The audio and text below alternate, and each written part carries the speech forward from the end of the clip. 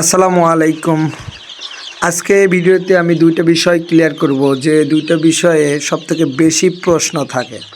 তো একটা বিষয় হচ্ছে যে এই বাচ্চাগুলো কি আমার পিওর দেশি মুরগির বাচ্চা নাকি। তো এই বাচ্চাগুলো আমার 100% পিওর দেশি মুরগির বাচ্চা, এক্ষেত্রে কোনো সন্দেহ নেই, কারণ আমার সবগুলো 100% দেশি মুরগির প্যারেন্টস ডিম থেকে আমরা সংরক্ষণ করি।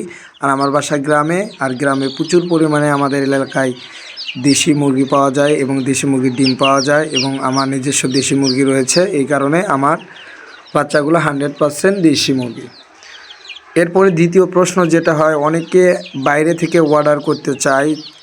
সেক্ষেত্রে অবশ্যই আমি জানিয়ে দিয়ে রাখি যে বাইরে থেকে যারা অর্ডার করতে চান তারা এসে দেখে নিয়ে যেতে পারেন, সব থেকে ভালো হবে এটা।